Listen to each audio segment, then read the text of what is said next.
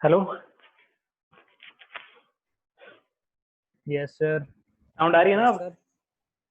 Yes sir, Audible है। Sound ठीक है, वीडियो ठीक है। आज की प्रॉब्लम है भाई, कल इसको एडजस्ट करेंगे। लास्ट मोमेंट पे मुझे सेटिंग करनी पड़ी है और अभी ये सिचुएशन ऐसी रहेगी तो आज के लिए हमें थोड़ा सा एडजस्ट करना पड़ रहा है। कल हम कोशिश करेंगे कि ये प्रॉब्लम ना रहे जो अभी है। लास्ट टॉपिक में कुछ ना समझ में आया तो पूछे, जब तक बाकी बच्चे ज्वाइन करते हैं।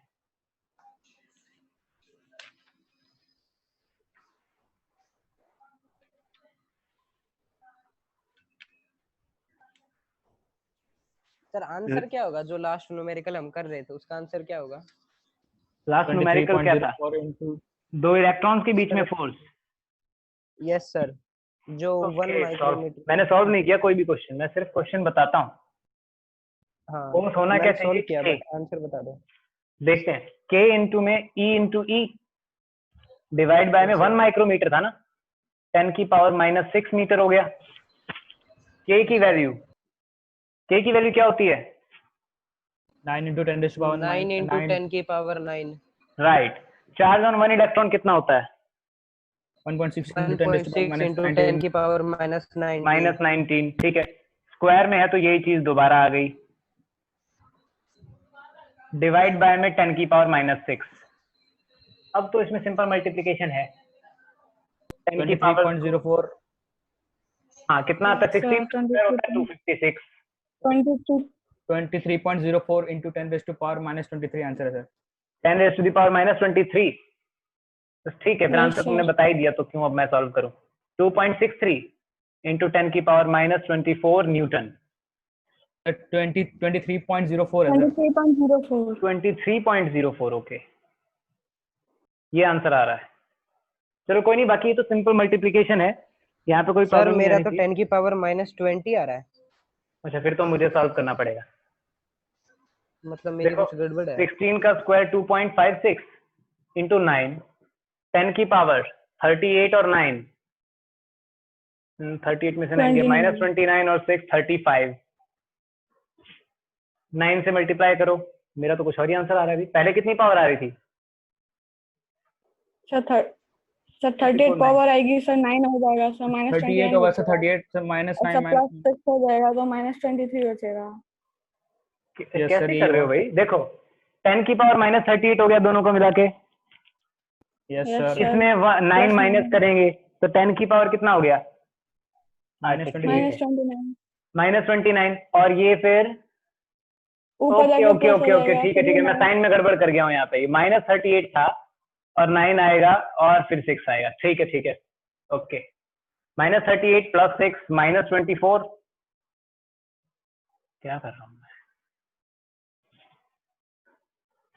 10 की पावर हो जाएगा पहले तो ये -29 और फिर 10 की पावर +6।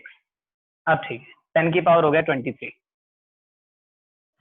अब ठीक है, गड़बड़ यहाँ हो रही थी। 9 से मल्टीप्लाई करेंगे, 9 6 54, 5 45 50,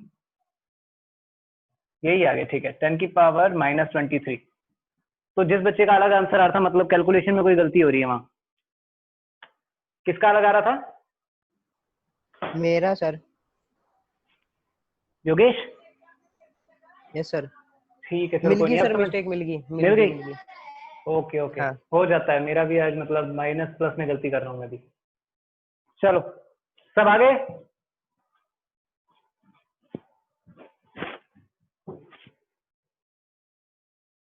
कैंडिडेट्स कितने ज्वाइन हो गए, एक बार आप देख के बताएंगे बच्चों? 21। आई गेस इतने ही पहले भी थे, तो कंटिन्यू करते हैं। चलो, अभी तक हमने बात की है सिर्फ मैग्नीट्यूड की, कि फोर्स का अमाउंट कितना होता है, डायरेक्शन का हमने जिक्र नहीं किया। तो लेट अस कंसीडर, ये एक चार्ज है Q1, ये दूसरा चार्ज है Q2।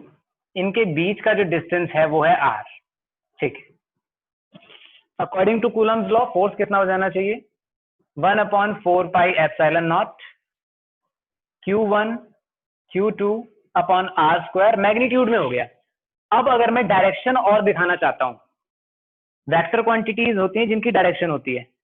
तो अब अगर मैं डायरेक्शन दिखाना चाहता हूं तो मुझे इसके साथ में एक ऐसा वेक्टर मल्टीप्लाई करना पड़ेगा जिसका अमाउंट तो सिर्फ 1 हो पर डायरेक्शन पॉइंट करे। ये बात समझ रहे हो? मुझे डायरेक्शन इसमें ऐड करनी है, सिर्फ अमाउंट नहीं बढ़ाना है इसका, क्यों अमाउंट तो इसका इतना ही है। मैं चाहता हूं डायरेक्शन और हमें मिल जाए कि किस डायरेक्शन में जा रहा है। तो देखो ये जो r डिस्टेंस है, अगर मैं इसको कहूं कि इसका जो वेक्टर है वो कितना है, r वेक्टर अगर ये है, ये बात समझ में आ रही है? अगर r वेक्टर हमें रिप्रेजेंट कर रहे हैं डायरेक्शन को, नहीं समझ में आ रहा तो पूछो। अभी जो मैंने जो भी बात बताई है कि हमें चाहिए था वेक्टर, सर आ गई ना बात। हमारे पास मैग्नीट्यूड है ही, हमें सिर्फ डायरेक्शन ऐड करनी है। तो हम एक ऐसी क्वांटिटी ऐड करेंगे जिसका मैग्नीट्यूड हो 1 बट वो डायरेक्शन को पॉइंट करे। कोई बीच में बोल रहा था अभी?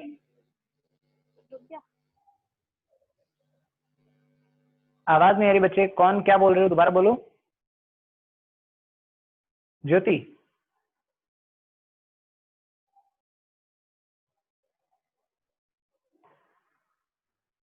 कुछ पूछना है क्या?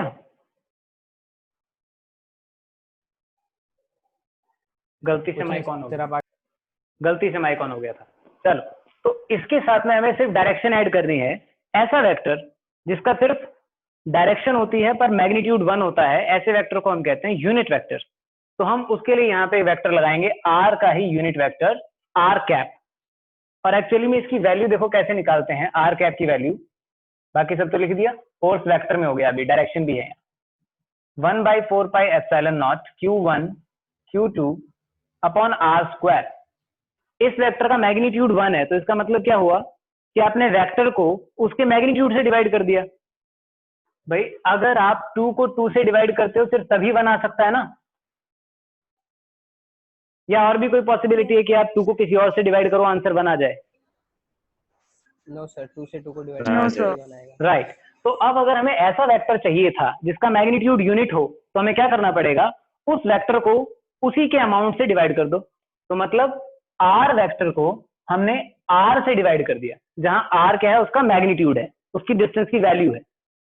ये पॉइंट क्लियर? मैंने r वेक्टर को लिखा, जो यूनिट वेक्टर है उसको कैसे लिख दिया, वेक्टर की फॉर्म में लिख दिया। इस नोटेशन में कोई डाउट हो? No sir. यही जो एक्सप्रेशन आपके सामने है, हम इसे ही कहते हैं Coulomb's law in vector form. Coulomb's law in vector form. हमने यहाँ पे जस्ट डायरेक्शन ऐड की है और कुछ नहीं छेड़ा, सिर्फ डायरेक्शन के लिए एक वेक्टर इंट्रोड्यूस कर दिया, यूनिट वेक्टर। ये सब कुछ दिख रहा है ना, बोर्ड वाला पार्ट? काफी क्लोज हो गए हम उस बाउंड्री के। ठीक ठाक दिख रहा है सर, काम चला सर हुआ है। आप थोड़ा लाइट वाली बाउंड्री में चले गए। हाँ मैं वही देख रहा हूँ कि ये बहुत ज्यादा क्लोज चला गया मैं उसके। चलो अगले वाला पार्ट हम इस और कर लेंगे। यहाँ तो कोई डाउट हो तो पूछो भाई। अब यही चीज हम आगे बढ़ाएंगे। यहाँ तो कुछ ना समझ में आए तो पूछो। नहीं सर, कोई डाउट नहीं है। हमने मैग्नीट्यूड को वेक्टर में चेंज कर दिया है, Coulomb's law in vector form. अब दूसरी कंडीशन क्या हो सकती है, अगर ये दोनों वेक्टर्स हैं, हमने इनके बीच का डिस्टेंस r मान लिया, पर एक्चुअलिटी में कोई भी दो चार्जेस कहीं भी पड़े हों तो हमें पहले उनकी पोजीशन का पता होना जरूरी होता है। हमें पता होना चाहिए कि ये चार्ज कहाँ है और दूसरा चार्ज कहाँ है। उन दोनों के बीच में डिस्टेंस ठीक है, पर वो किसी से कंपैरिजन में ही डिस्टेंस हम हमेशा नापते हैं ना। एक कंपैरिजन का ग्राफ हमें चाहिए होता है जिससे हम कंपेयर करें, तो उसमें काफी हेल्प करती है। जैसे हम पहले करते थे ईस्ट वेस्ट नॉर्थ साउथ, आपने डायरेक्शंस का पढ़ा हुआ है, ये तो जानते हैं ना, ये डायरेक्शंस पता है। लेकिन इनकी लिमिटेशन क्या है, आपने फिक्स कर दिया है कि भाई ये तो है इधर, आप मजबूर हो गए। आप अगर कहीं पे भी ड्रॉ करोगे तो इधर ही आएगा कि हाँ नॉर्थ इधर है, साउथ इधर और ईस्ट वेस्ट इधर है। डायरेक्शन फिक्स हो गई, तो हमने मैथ्स में एक बेटर ऑप्शन चूज किया, हम कोऑर्डिनेट्स बनाते हैं, कोऑर्डिनेट एक्सिस की हेल्प से कुछ ऐसा ड्रॉ करते हैं। सिर्फ 2 डायमेंशन में अगर बात करें तो ये सिचुएशन होती है, एक्स एक्सिस और वाई एक्सिस, और ये हमारी छूट होती है, जहां चाहे वहां बना दें। इसको वाई एक्सिस कह दूं, इसको एक्स एक्सिस कह दूं, कोई फर्क नहीं पड़ता। इसमें हमें फुल फ्रीडम है, जो चाहे हम नाम दे सकते हैं। पर एक स्टार्टिंग पॉइंट हम चूज करते हैं जहां से हम इस बात को मान रहे हैं, उस स्टार्टिंग पॉइंट को कहते हैं ओरिजिन, और इसकी वैल्यू को हम 0 से दिखाते हैं। कुछ नहीं है, 0 है, ओरिजिन है। यहां तक कोई डाउट? अब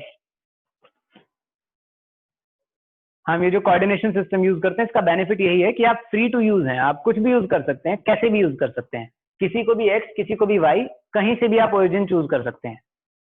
वो हमने कर लिया। अब अज्यूम करना है कि दो चार्जेस जो रखे हुए थे Q1 और Q2 कहीं भी स्पेस में रखे हुए हैं, इन दोनों का डिस्टेंस अगर हम निकालते हैं आपस में कुछ होगा, हमने उसको r नाम दे रखा है, वही रखते हैं, r है अभी वो डिस्टेंस, वेक्टर हमने उसको कह दिया r वेक्टर। इनकी पोजीशन जो है ओरिजिन के रिस्पेक्ट में जो होती है, हम इस वेक्टर को बोलते हैं पोजीशन वेक्टर। वो वेक्टर जो ओरिजिन के रिस्पेक्ट में उनकी पोजीशन बताए, उस वेक्टर को क्या कहेंगे? Position vector, right. ओरिजिन के रिस्पेक्ट में Q1 के लिए मैं कह देता हूँ सर ब्लर हो गया। ब्लर हो रहा है, ब्लर हो गया सर वीडियो। कुछ ज्यादा ही ब्लर हो वीडियो गया सर। खराब होगी सर। सिर्फ एक सेक्शन नहीं दिख रहा है, सारा बोर्ड ही गायब हो गया है, तो पूरा ब्लर हो रखा है। पूरा ब्लर हो बिल्कुल गया ही है, खराब हो गया सर। Yes sir. पूरा ब्लर हो गया है। ओके, मैं देखता हूँ इसको, कुछ करते हैं। संजीव एक बार कैमरे को सेट करके देखिए, आगे पीछे कर दे, जस्ट आगे पीछे कर दे थोड़ा सा, क्या पता फोकस हो जाए। कोई फर्क पड़ा अभी बच्चों? No sir. ब्लर?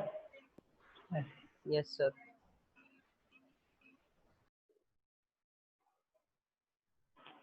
अभी भी सर हम कैमरा में मैनुअल अब तो बहुत फोकस ज्यादा सेट नहीं blur कर हो गया सकते सर। क्या? मैनुअल क्या नहीं कर सकते? मैनुअली फोकस सेट करके देखो सर। मैं मैनुअली सेट कर रहा हूँ, उसको घुमा रहे, फोकस करने की कोशिश कर रहे हैं। दूसरी ओर घुमा संजीव, दूसरी ओर, वहां देख के। नई बात बन रही क्या? नहीं बन रही, नहीं बन रही, नहीं बन रही है तो और ज्यादा ब्लर हो गया। ओके, तो बच्चों एक काम करते हैं, आज एक बार के लिए मीटिंग को यहीं पे खत्म करते हैं। कल दोबारा इसी टॉपिक से स्टार्ट करेंगे, कूलम्ब्स लॉ को वेक्टर फॉर्म में दोबारा स्टार्ट करेंगे सेम टाइम पे। पर कल बेटर, हाँ एक सेकंड देखना, बोर्ड अब वापस शायद से सही हो गया, मुझे दिख रहा है, ठीक है। काम चला हुआ। काम चला हो यस गया? सर, काम चला हुआ है सर। काम चला हो गया तो काम चलाए, ठीक है सर, चलाते हैं काम। कर लें इसको, कंप्लीट कर लेते हैं जितना हो गया। देखो चलो फिर ठीक है। पोजीशन वेक्टर, एक जो हमारा चार्ज है Q1, ओरिजिन से उसका जो हमने डिस्टेंस वेक्टर लिया, पोजीशन वेक्टर R1 हो गया। सिमिलरली दूसरे चार्ज के लिए हम उसको कह देंगे R2 हो गया। यहां तो कोई इश्यू नहीं है, हमने जस्ट पोजीशन वेक्टर को नाम दे दिया कि भाई Q1 के लिए है R1, Q2 के लिए है R2, और दोनों के बीच के डिस्टेंस के लिए हमने पहले ही वेक्टर नाम दे रखा था R वेक्टर। ठीक है, अब देखो, अब एक्चुअली यहां से हमें वेक्टर का एक बेसिक कंसेप्ट यूज करना पड़ेगा, तो उसको ध्यान से देखना, ना समझ में आए तो पूछ लेना।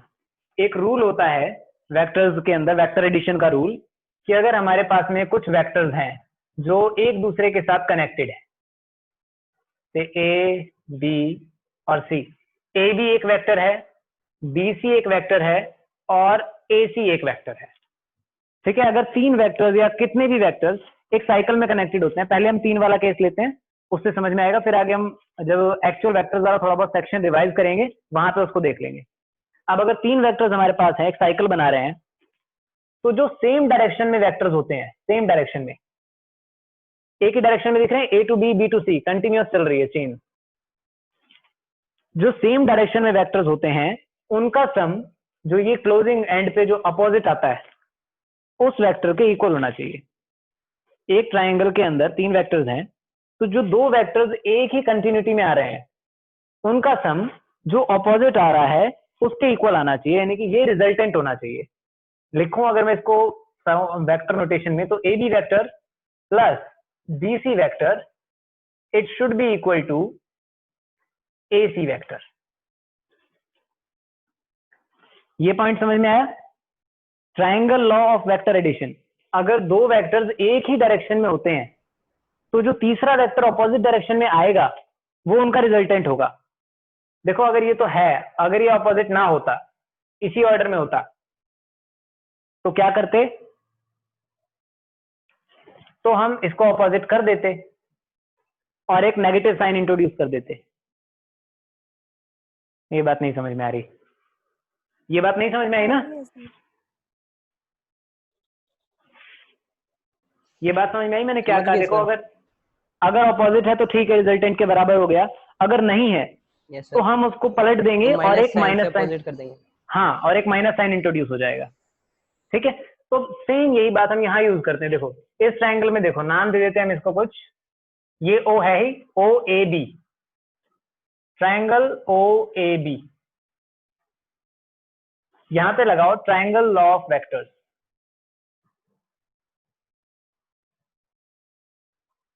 ट्राइंगल लॉ ऑफ वेक्टर्स अगर हम यहां पे लगाते हैं, देखो क्या सिचुएशन आएगी। O A plus A B, O A plus A B equals to O B vector equals to O B vector हो गया। अब इन सब वेक्टर्स की वैल्यू पुट कर दो। ओ ए हमने कहा R1, ए बी हम कह रहे हैं R, और ओ बी है R2 वेक्टर। ठीक है, चीजें यहां तक हमने जस्ट वैल्यूज पुट कर दी ऊपर से डायग्राम से उठा के। अब Yes, हमें sir. तो डिस्टेंस चाहिए था ना। हाँ मुस्कान, ब्लर हो रहा है, दिख नहीं रहा। फिर ब्लर हो गया। zoom कर Yes, दो। sir. फिर से हो गया सर। कुल मिला के ऐसा है, आज ये टॉपिक होगा नहीं, आज ये टॉपिक नहीं होगा, कल हमें फिर से स्टार्ट करना पड़ेगा। तो सॉरी बच्चों, आज यहीं पे मीटिंग को क्लोज करते हैं और थैंक यू। कल मैं सेटिंग को थोड़ा बेटर करके रखता हूँ। कल मिलेंगे सेम टाइम पे 2:25 पे। आप लोग एग्जैक्टली रेडी रहा कीजिए और साथ साथ ज्वाइन कर लीजिए, अदरवाइज वो 5-10 मिनट जो वेस्ट होते हैं ना, वो प्रॉब्लम करते हैं, फिर आगे हमें टाइम कम मिलता है। तो 2:25 का मतलब 2:25, मैं लिंक भेजूंगा, आप ज्वाइन कर लीजिएगा। Okay okay sir. ठीक है सर। ओके, मैं 2-4 क्वेश्चन आज और भेजूंगा। जो कूलम्स लॉ वाला पार्ट हमने किया ना, उससे बेस 3-4 क्वेश्चन मैं और भेजूंगा, उन्हें आपने करना है। और जो बाकी क्वेश्चंस आपने किए हैं उनकी पिक्स मुझे भेज दीजिएगा। एक बच्चे ने भेजी है, मैं अभी देख नहीं पाया, उसको देखूंगा मैं। चलो ठीक है, thank you. Thank you sir. Sir okay, bye sir. Right hand corner पे एंड।